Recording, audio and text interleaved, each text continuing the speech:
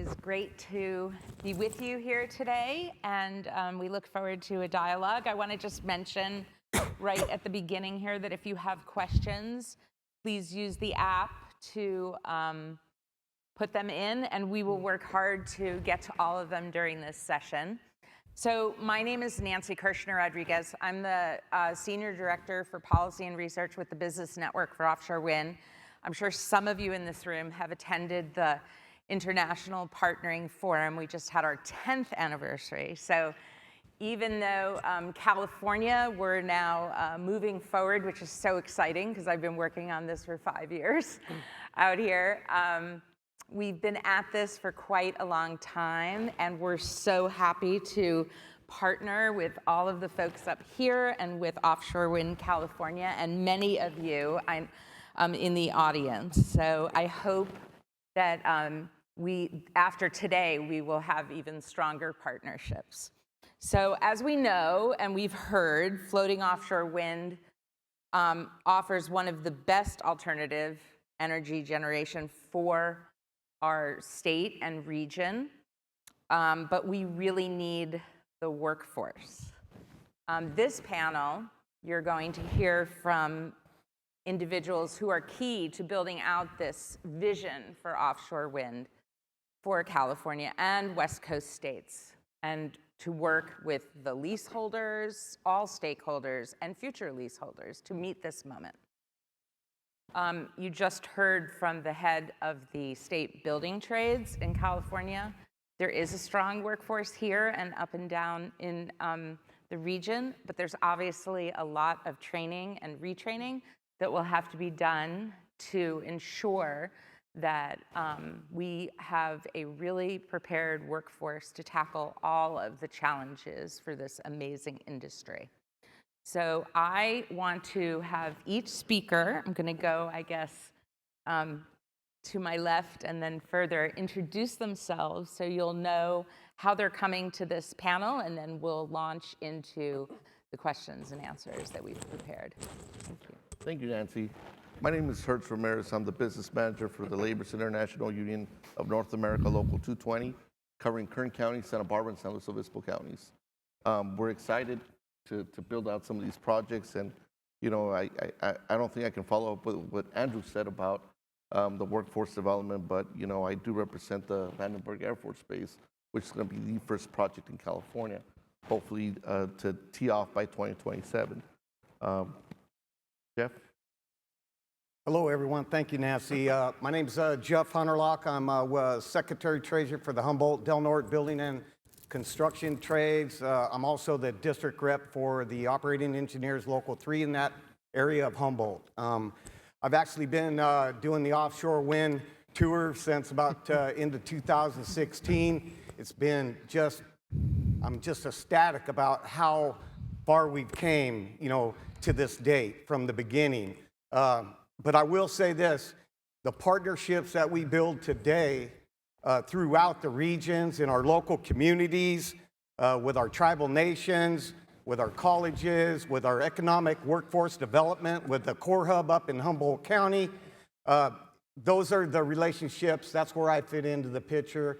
I build relationship, and I try to help people come together. So thank you. Great. Right. Thank you, Nancy. And first, thank you to the incredible Offshore Wind California team. This has been a phenomenal 2 days. My name is Brian Sabina. I'm the founder of Clean Energy Terminals. We're an industrial real estate development company focused on identifying and developing offshore wind ports. Prior to founding Clean Energy Terminals here in California, I was the Chief Economic Growth Officer for the state of New Jersey for the last 5 years. So in that role, I led strategic economic development for Governor Murphy. And then within offshore wind, I specifically led our supply chain development efforts, so things like shaping our procurement approach to include local content and workforce commitments. I also led our workforce development work, for example, the launch of Governor Murphy's Wind Institute, which coordinates all of our research and development and workforce grants and programs into communities. And I also led our port development efforts for the state, including building the New Jersey Wind Port. If you're not familiar with it, it's a $1 billion greenfield manufacturing and marshaling port in southern Jersey, one of our poorest communities.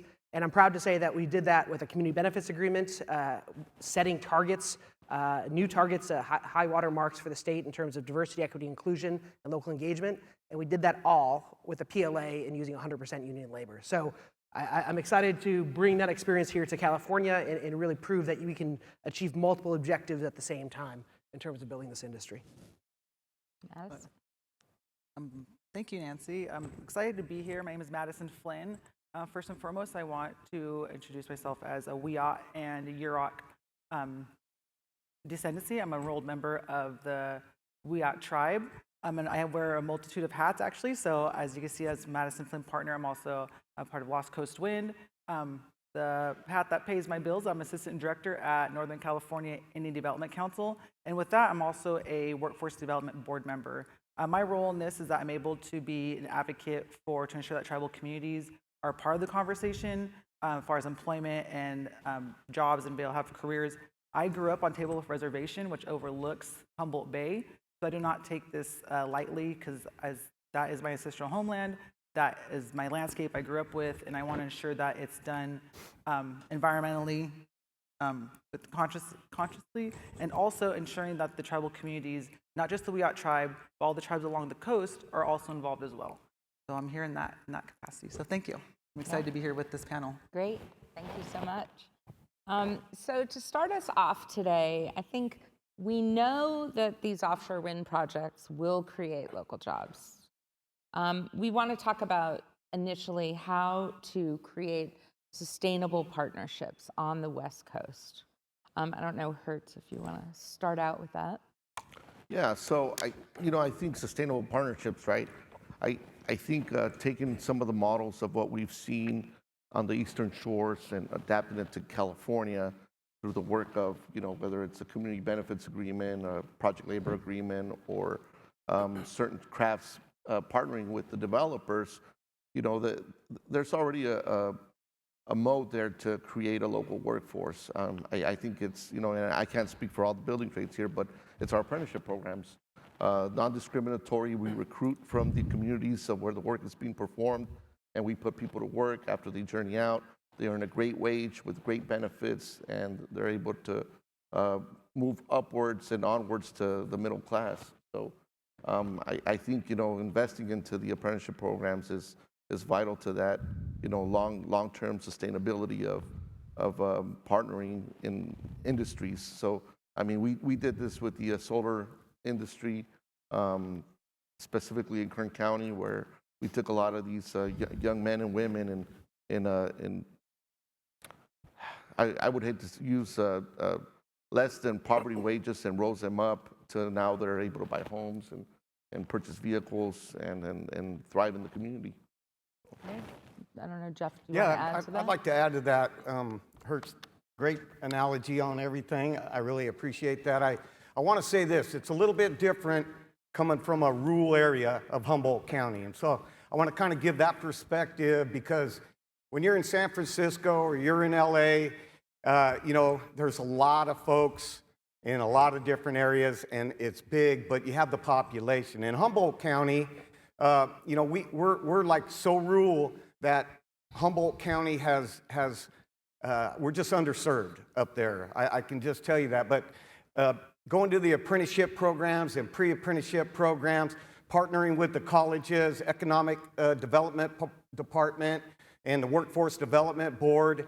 We're putting together programs now in Humboldt County, but this is the problem.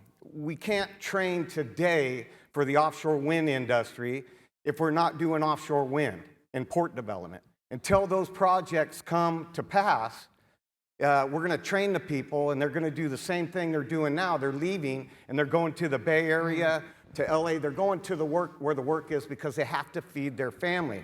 So my goal, being a building trades leader, not just locally, but I work with the state building trades with Andrew, is to bring PLAs for everything, starting now.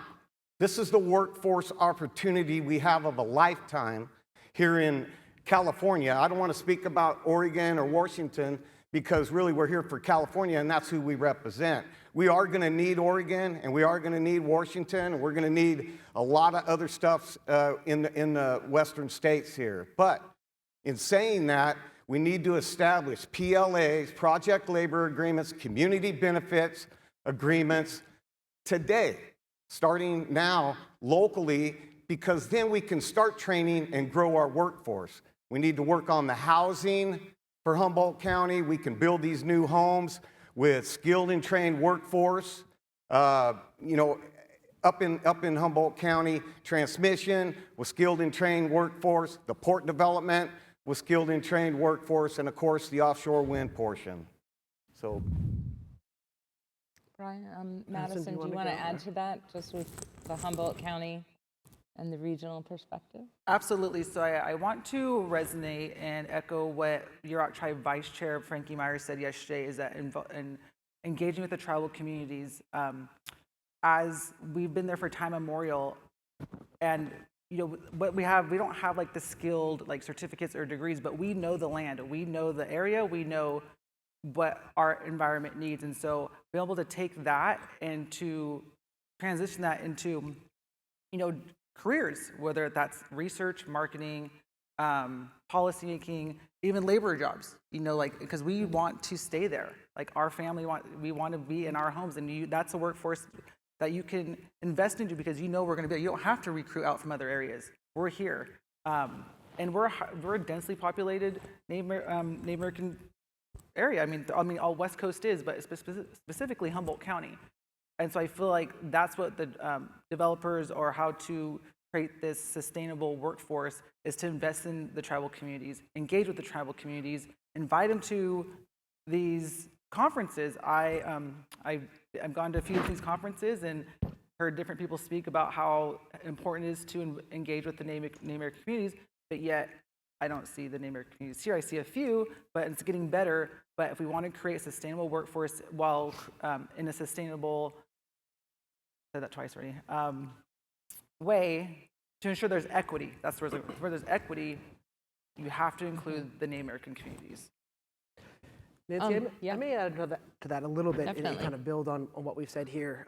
Your question was, how do you build sustainable partnerships, right? When I think about sustainability, I think about a set of different players all making long-term investments into our workforce system, to our supply chain system.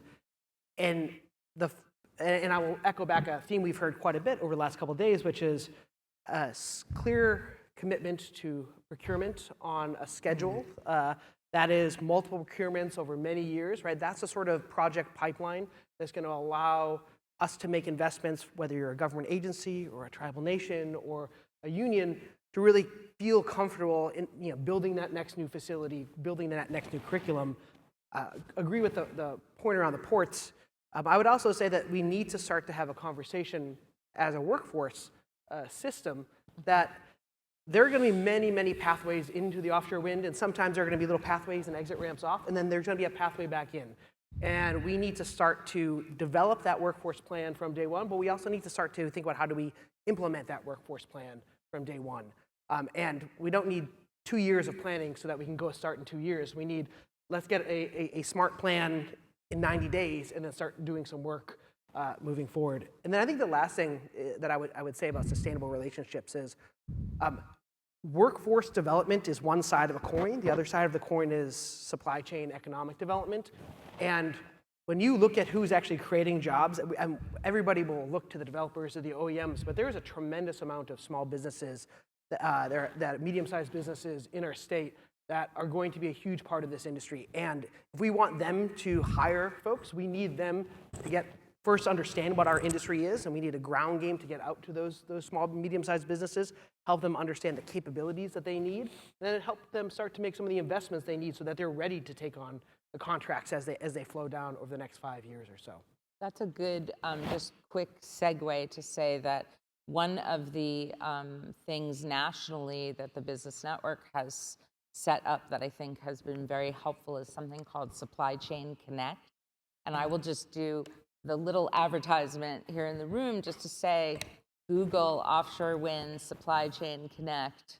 You will find the information. If you are one of those businesses like that Brian was just describing, any and all, we have divided out the supply chain into very detailed categories, and we are always trying to build up the West Coast. In several of the East Coast states, we have partnerships directly with the states where we work with them on this, but since California is just getting into this and looking ahead this way, we really want to start building up that universe of people and organizations and companies.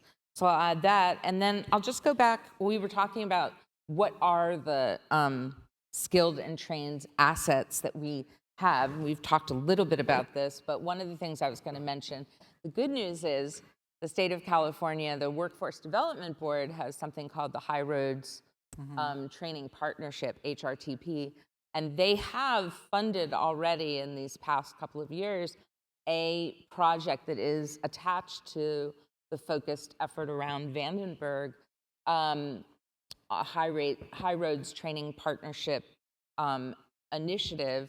And so they are taking a look already at some of the key things that are going to be needed.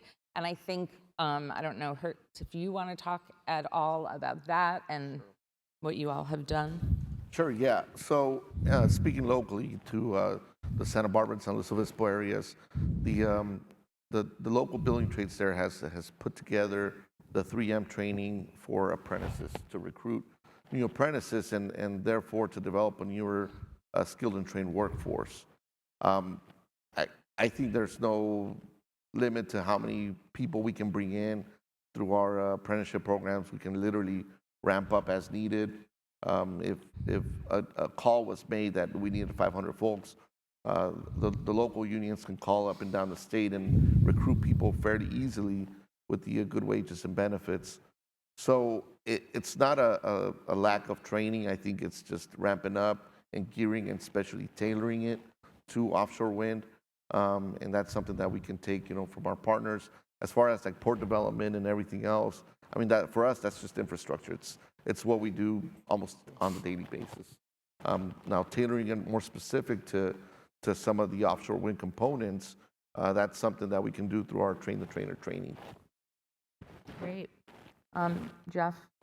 Yeah, I would just say that, in the Central Coast, they're a little further ahead with the high roads. We actually have applied, or I should say Cal Poly of Humboldt has applied for the High Roads grant, and it's looking like it's very favorable. We're going to have the partnership, which leads into our MC3 program that, we're just in the final stages of beginning to do it, but we are doing it. And it's going to really help with the diverse communities, the underserved communities.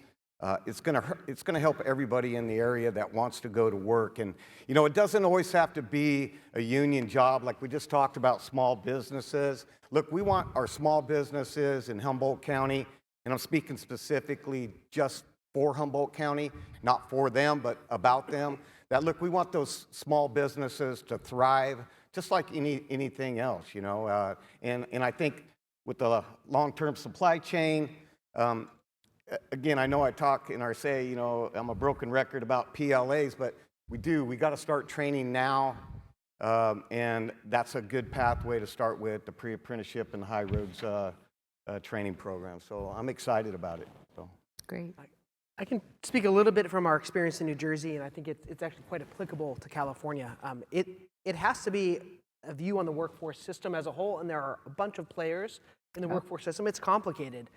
And we need to start to have little interventions in a number of different places. So union partnerships, pre-apprenticeship programs, and the state has to be a part of that commitment, and there needs to be wraparound services to be able to support that.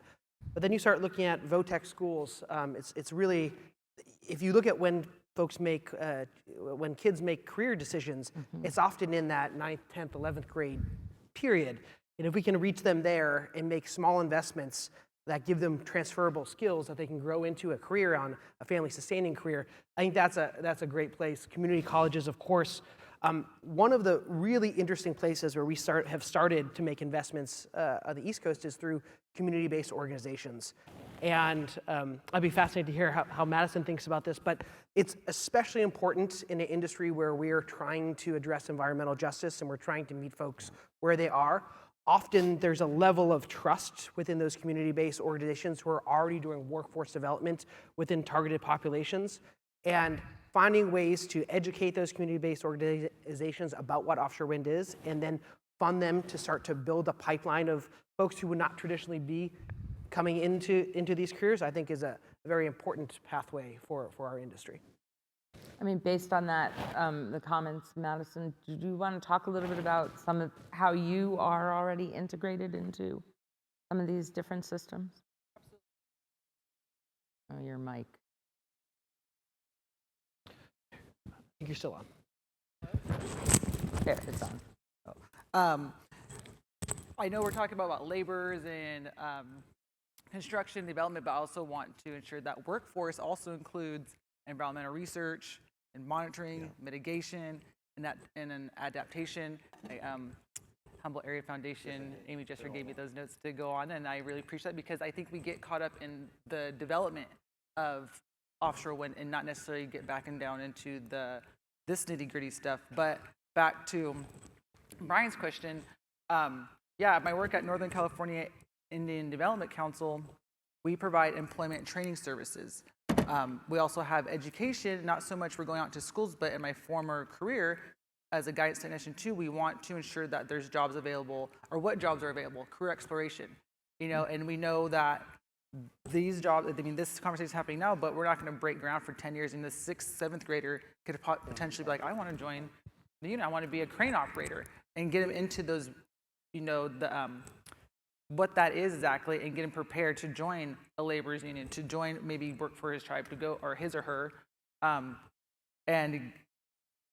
then my agency would be able to provide that. Maybe they need supportive services going in there, like, hey, I need some work boots now. And if their tribes can assist them, then we can assist them at my agency, or we can refer them out. Because there's that, like as Brian said, there's that trust there. They want to come in, they know what we do. Hey, let's get you going. They know us out in the community. Oftentimes I'll see somebody like, hey, I need help with them. Like, yeah, go. Here's the intake. Give me a call. But that's what provides, this environment that we can help not just youth, but everybody in our community to get a job in some sort, or I like to say a career. Let's build careers and not jobs. No, that's good. I mean, I'd like to add to that what's really unique about what Madison says. That's the truth about the whole situation, not just in Humboldt, but across California. We are training people. I mean, all people. We go out and do job fairs. The problem in Humboldt County right now is we do the job fairs, they go through their pre-apprenticeship program, and they have nowhere to go. It's like we're doing the process. So this brings great hope to the offshore wind industry that, hey, we're actually going to be able to maybe place people. And so I think at the end of the day, just exactly what Madison said, that the other high-tech jobs and stuff like that, look, the building trades and the construction jobs, that's what we have the apprenticeship programs for. We're not talking about, some high-tech stuff and that we don't cover, but we support everything for everyone, and we want to help out with that. yeah, I want to have Brian talk a little bit about how do you set expectations and kind of look at the long road ahead. Yeah, I think that's one of the big lessons learned when you look at the East Coast, because very frankly, everybody got very excited about the new offshore wind industry, and we were out promoting it for a variety of reasons. And we said, hey, it's going to create 15,000 jobs in our state, 20,000 jobs in our state. And then our workforce system got kind of get going, and then we were stuck in this conundrum of, hey, are we training and then praying that something will be at the end of this workforce program? So I think that there's two learnings from that, which is one, I think we need to appropriately assess what types of jobs are needed at what times, and surveying jobs are some of the first ones that come on. Early port construction jobs are some of the first ones that come on, and let's make sure we're clear to everybody what jobs will happen when and kind of what the build-out timeline is, and that helps us align our workforce. I think that's learning number one. I think learning number two was we did some studies on the workforce needs, and we think when we talk about workforce development a lot about training folks who don't have jobs into new careers, but you look at what's actually required. Out of every 100 jobs that are created for the offshore wind industry, 54% are in the manufacturing, production, installation, maintenance side, right? That means that 46% are in management, engineers, lawyers, admin, support, everything else that wraps around. And there are a lot of folks who actually already have those skills. And we talk about offshore wind adjacent skills, and I think we also need to think about how do we port those folks over as well into our industry. Nancy, can I just add something? Yeah. So I kind of jumped the gun on the question one for question two, but referring back to that, again, investing in the tribal communities, because there is a skilled labor force there, back to that traditional ecological knowledge. These people have been here since time immemorial. They know the area, they know the environment, and even though there's not that skilled,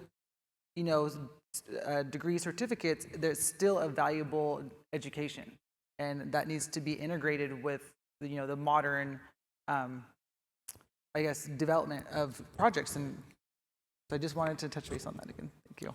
So, I think that's good. Can we talk a little bit also about workforce CBAs, community benefit agreements, and how those have and could help us build out our workforce here? I don't know, Hertz, if I think there's some of that happening for Morro Bay, I'm hearing. Well, Vandenberg and Morro Bay, there's a few. So the building trades historically, and I think this is better for Jeff to answer, to speak on behalf of the building trades there. But historically, a lot of these larger projects have been done under some kind of project labor agreement, or a community benefits agreement. To the end, it's almost the same. It's to put a hire from the local workforce.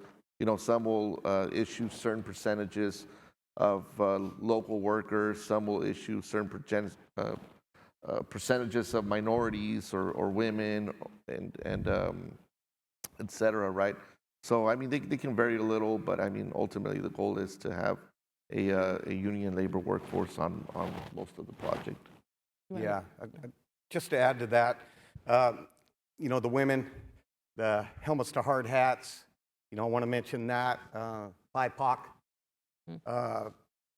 the percentage need to be in these agreements. What those percentages are, that's, above my level, but I will say we support it. The building trade supports it. In fact, all of our 14 affiliates at the state building trade support it. Our local building trades support it. And, we just have to get a little closer. It's out. I've heard from the day one, the whole positioning thing for the industry, it's so brand new here. On the East Coast, they have what they have going on. It's all fixed. Out here, it's floating. Like Hertz had said, anything to do with the ports, it's just another construction infrastructure project, and you roll out a set of plans and you build it.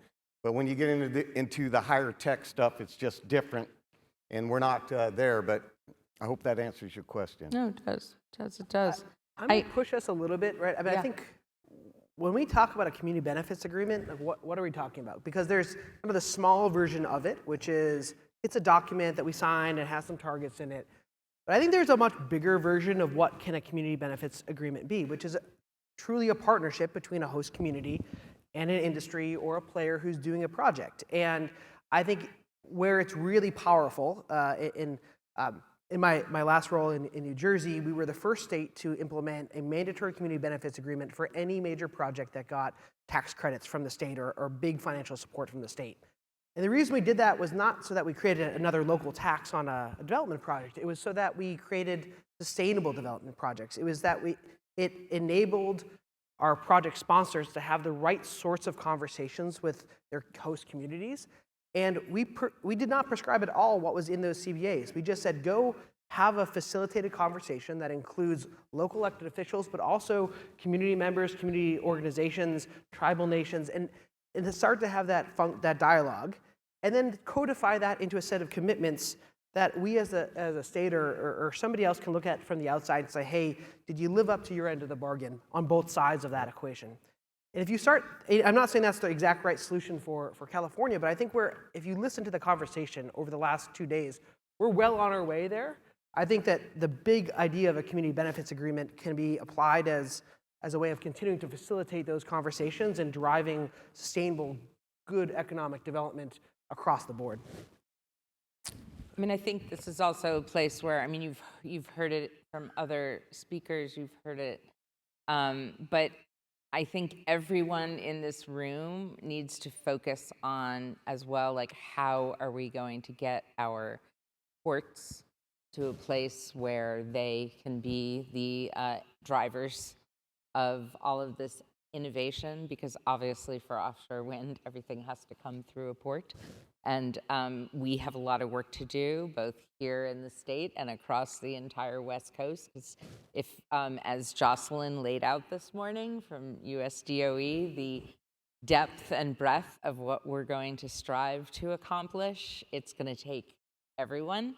So I think we want, as well, like, people's innovative ideas, things they've seen in other places.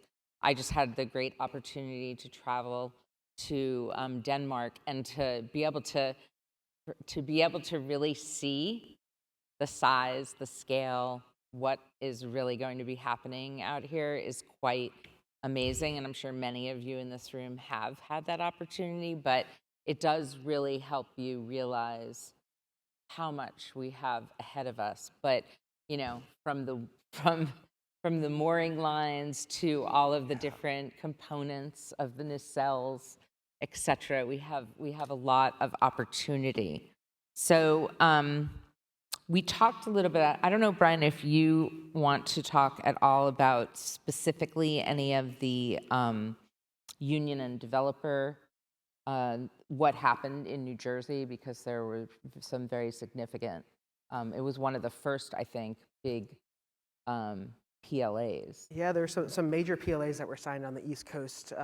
Obviously, up in Massachusetts, there was some great traction there. I won't speak to that, but maybe my colleagues can.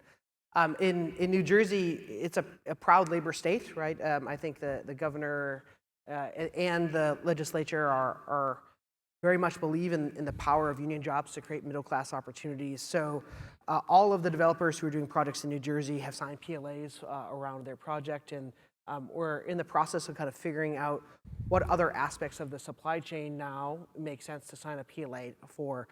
I think California has a great opportunity to learn and look to the East Coast and kind of see what that looks like, because it was, when the industry shifted from Europe, it was a very different union environment on the East Coast in the United States than it was in Europe. And I think there was a big learning curve there for a lot of players. And frankly, there were some hiccups and bumps and bruises along the way.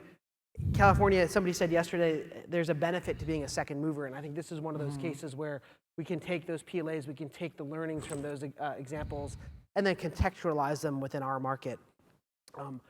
I would also challenge us to say, though, that, like, there's so much focus on the developers, and rightly so. And I would actually push us to say, if you look at who hires in the offshore wind industry, the developers hire like this many, right? Like, the people that they work with hire that many.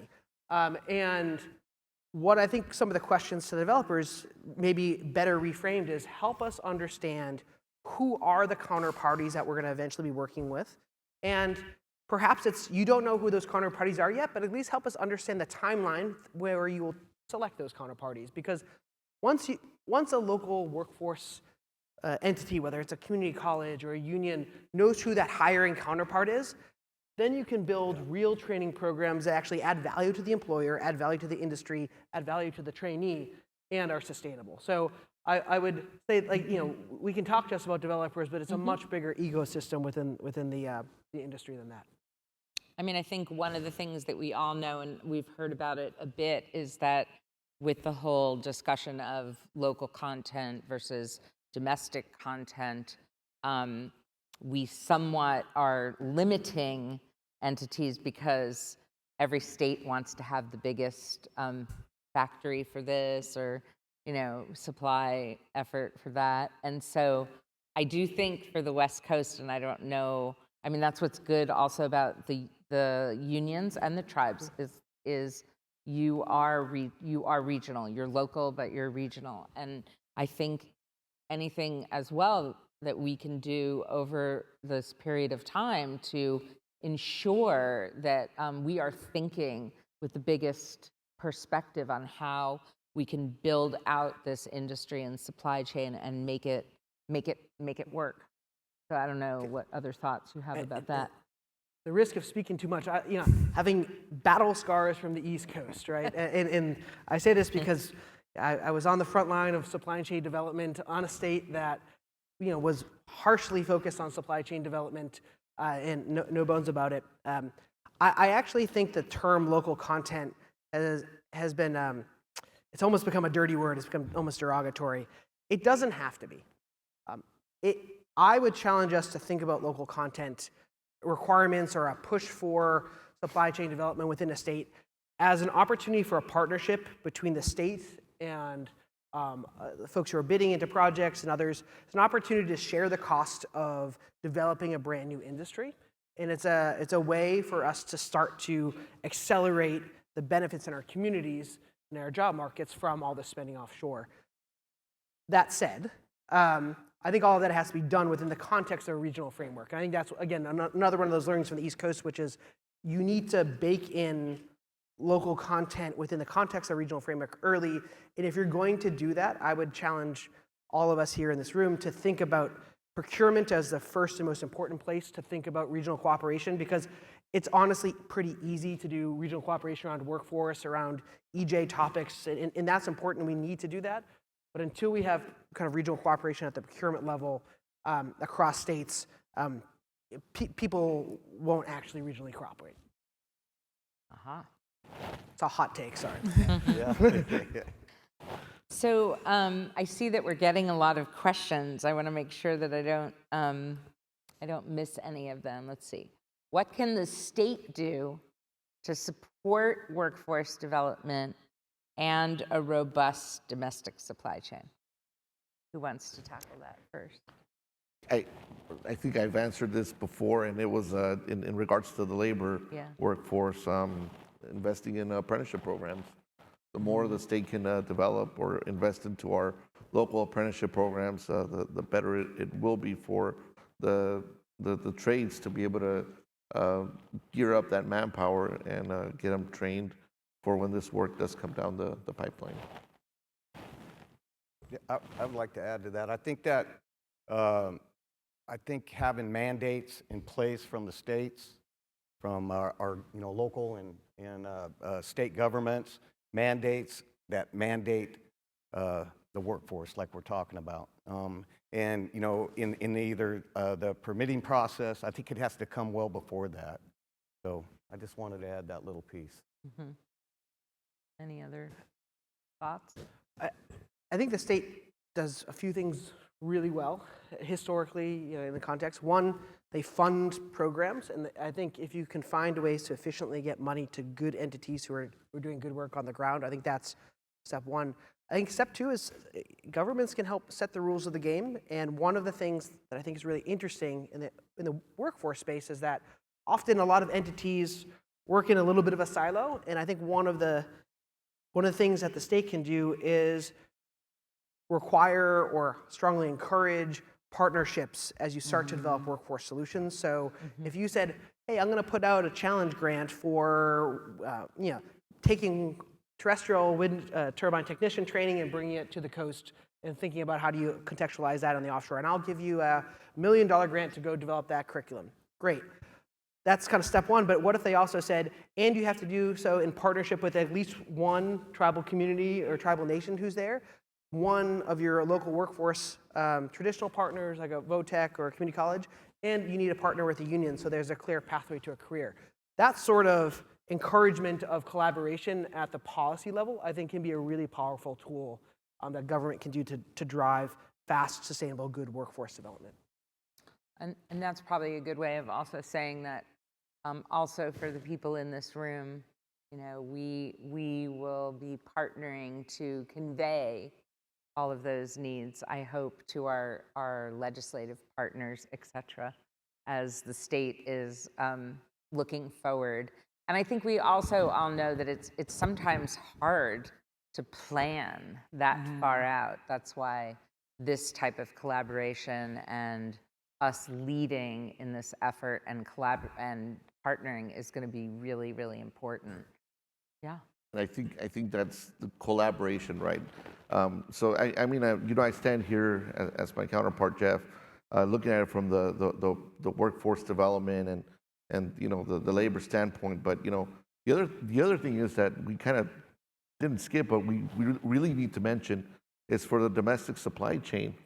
We need to incentivize the businesses to come here to California. And I think one thing that the state can do very well is provide some incentives, whether it's through tax breaks or direct funding, to be able to attract those suppliers to come to California and develop that supply chain. So. Do you want to maybe, Brian, for a minute, just talk about some of the things New Jersey did do that are lessons for us? Yeah, happy to, and others should jump in here, because I don't want to take too much time. But we talked about port investment a lot in this conference, and I think a lot of it is focused on the marshaling, staging, and integration side. If we want supply chain investments and we want those companies to come, one of the best ways that we can incentivize those companies to come is to invest in the core infrastructure for manufacturing sites. Just to put this in context, the average weight-bearing capacity of a container terminal is like maybe it's 1,500 pounds per square foot.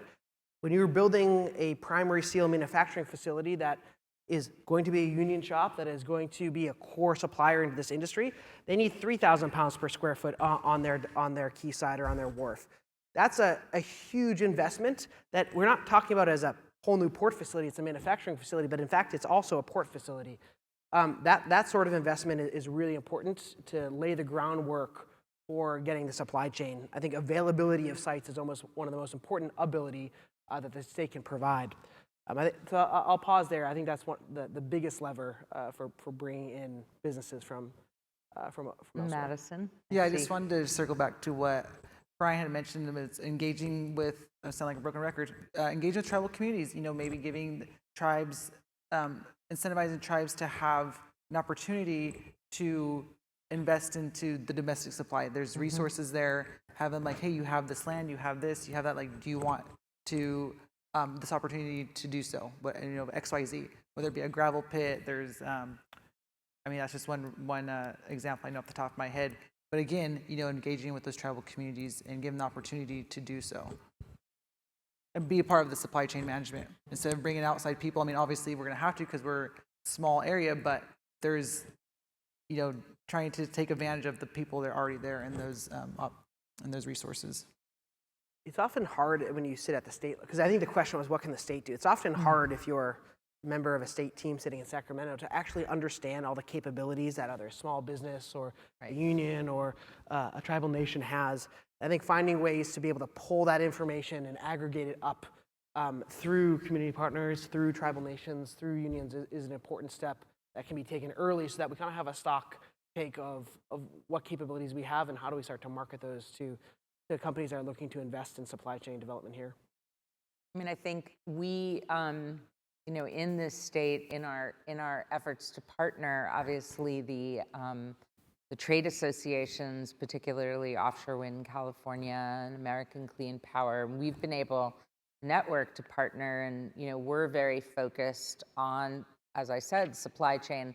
So we are starting to go around the state and do localized events in partnership with many of you in this room to start to educate marine-based companies, anyone focused in any way, shape, or form on vessels, companies that work in the port space, companies that already work to some extent on parts of onshore wind, et cetera.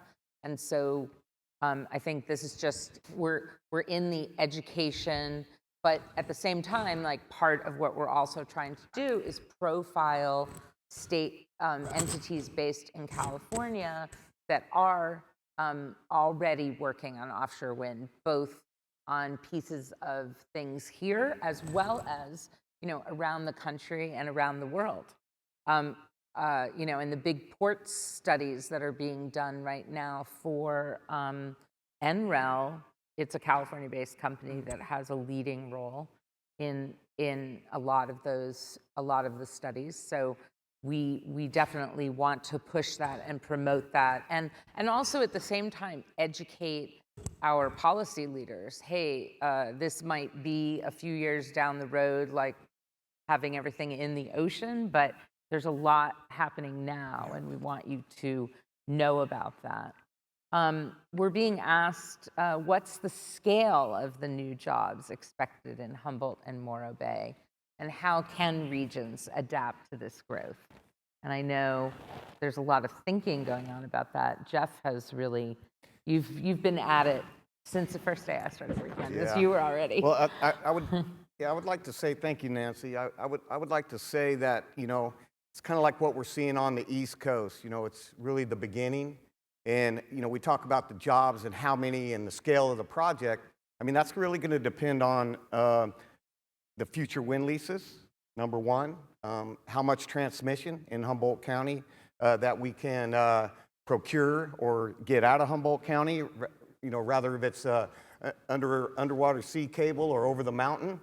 These are the things that are being worked on today. So truthfully, the size and the scale today, I know we have the two lease areas in Humboldt County, and they actually, I know everybody will know this, but the highest paid leases out of the 5, so we're very proud of that in Humboldt County.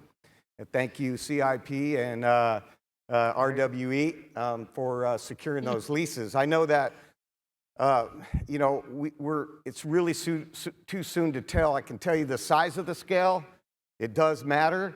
The workforce, it's going to start out. I mean, I'm anticipating alone in Humboldt County, it's going to be anywhere from 750 to 1,200 jobs just in the beginning, and that's including the port development and workforce training stuff. And I mean, she's even in all the workforce training that we're talking about. I mean, there's instructors that have to be paid, so we're adding more jobs. And they're local jobs, so that's the good thing about it. We're going to be able to keep the dollar local, but we're expecting, at least on the west coast of California, I'm hearing up to tens of thousands of new jobs created, by the time 2045 hits. So it's huge, and a lot of opportunity. I would push us, and I appreciate the question. We want to talk about a big jobs number, important, but if we just stop there, it gets really dangerous, because then you get to this expectations and whether they're met or not. I would push us to say, refine the question next year when we show up in this room to say, how many laborers do we need in the first few years? How many carpenters do we need? How many engineers do we need? Once we get to that level of specificity, then you can actually start drawing lines from, hey, I'm sitting in a chair today with my career, to, hey, I can get to an offshore wind career in not that long. So we're going to create a lot of jobs, but we need to be clear about what those jobs are. And the jobs we're going to create are also not a given, right? So some of the jobs we're going to have to do integration, and there's going to be marine construction jobs here. There's going to be operations and maintenance jobs. Those have to be done here. There is a whole set of supply chain jobs that it is not a fact that all of those are going to come here, and it's not a fact that they're all going to come here very fast. And I think that's a lot of the policy that needs to be thought about and addressed at the state level of what are the policy tools that the state has at its disposal to make a decision about how quickly do we want to bring those jobs here to the California market. I think as we're sort of winding up, and we've talked about all sorts of different things, but I do really want, it's been great to have Brian here on this panel with our esteemed California leaders in workforce, but a lot of other states that are tackling this, and obviously many of you are probably working on this, are creating creative efforts. NYSERDA has a whole enormous offshore wind training institute funding program, and they have been funding entities all around the state and doing some really, really creative things. And they're launching a whole nother round. And so for New York, I think we can probably learn a lot from what they're doing and how they're doing it. And then we just recently saw in the city of New York a partnership that it's called the New York City Waterfront Pathways Program. It is completely focused on small to medium-sized minority and women-owned businesses. And I think they've targeted 18 specific businesses to help them integrate into this industry. And obviously, they are also a little ahead of where we are. But I think these are really interesting models that we should be looking at right now to see how they can be built out in this state and what sort of support we can add. And then I know that many of the developers also are directly supporting different training programs themselves and really getting out into the communities. You're seeing a lot of that in Massachusetts with obviously the first project, Vineyard Wind, and all the amazing things they're doing. And they are, as you said, one of the leaseholders for the Humboldt region. So I'm sure they and others will be applying the lessons learned that they are pursuing. So with that, I don't know if people want to have some final closing comments on where you hope we take this next. And I think just having us here on the stage together today, I can see great opportunities ahead to collaborate. I guess I'll start. I guess, just again, I was really moved by Vice Chairman, Hunerlach Tribe Vice Chairman Meyer's speech yesterday, and definitely just want to reiterate that progress is always made on the back of indigenous communities. And then once again, we want to ensure that there's an opportunity to not have that repeated failure, and so just want to, again, I can't compare to him. His was, I was very inspired as the first time I heard him speak, but that's what it is. Like, there's an opportunity to do something good in this area in Humboldt Bay. It's the first project on the West Coast. We've learned a little bit on what happened on the East Coast, and just continue to honor and respect and engage with not just the tribal communities, but all the communities to ensure that there's an equitable opportunity for careers and employment, and who knows what to come from this project. Yeah, I'm in industrial real estate development, port development, but I still very much feel committed to economic development and workforce development. And I would say, in your career as an economic development professional, you don't get that many opportunities where you're working on the birth of a brand new industry. And I take that very seriously, and I think a lot about how, when you get some of those opportunities like we have right now, how do we make sure we do it the right way? And I've been really heartened by a lot of the conversations that I've heard over the last few days. I think that is a responsibility that we all bear as we think about building this new industry, to make sure that it is inclusive of tribal nations, is inclusive of communities that have been historically disadvantaged by the energy industry, by the transport industry. We need to do it in a way that creates an upswell of folks coming into family-sustaining jobs. And I think there's a little bit of hope in that. We're seeing it work in much of the East Coast. If you look at kind of the diversity of what's growing in the East Coast, it is certainly far more diverse than what we've seen in Europe. And I think California has a chance, based upon our fundamentals, to be even more diverse than we're seeing in the Northeast right now. So that takes a commitment from all of us. It takes, as Doug from Bowen was saying, it takes a little more effort around hiring. It takes a little bit more effort to put those programs for pre-apprenticeship in places where we haven't put them before. It takes a little bit broader thinking to work through community partners. But if we all prioritize that, we can do it and build it in the right way, in a way that represents all of our communities here in California. So I'm excited about that. Yeah, I got to tell you, my closing thoughts. I'm just so happy for Adam. Didn't get to tell you earlier, but really appreciate the conference and all your hard work and your team. But first and foremost, all of you in the audience, you guys are offshore wind champions, and without you, we got nothing. So I just want to make sure that you guys are all recognized. Myself personally, I'm addicted to the offshore wind focus across not just California, across the whole country. And the things I've seen on the East Coast, I mean, it's mentioned at the day one of the conference, being number 2 might not be a bad thing. It was mentioned today, the same thing. You know, well, being number 3, I think California has an opportunity to do it better and bigger and more sustainable, not taking anything away from anybody anywhere. But we've seen some of the things we can do better here in California. But it's going to take all of us, you know, every single one of us to make it happen and come together.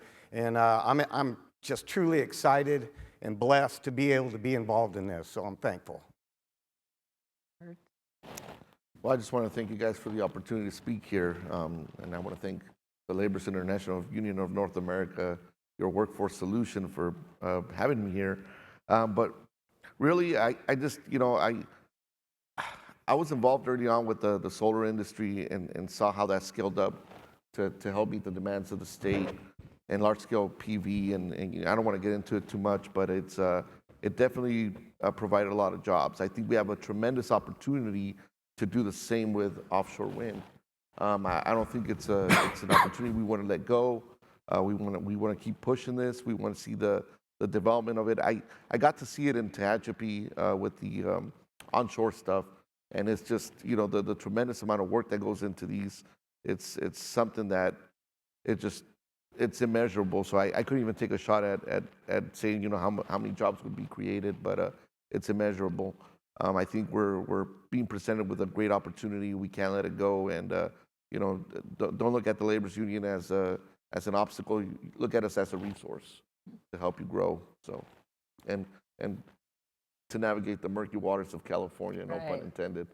So. Right. No, I was going to say, I mean, it was exciting when the Flow-In Awards were announced by DOE. 3 of the companies that went from the first round to the second round are California-based. And that's, I think, also the other spirit that we really need to think about here is we do like to lead, and floating offshore wind long-term is not only an opportunity just for the state, but for us to really be a global leader, because we do, obviously, a lot of the testing and the innovation up till now has gone on in Europe. And yesterday I read that China has put their first floating offshore wind jacket down into the water.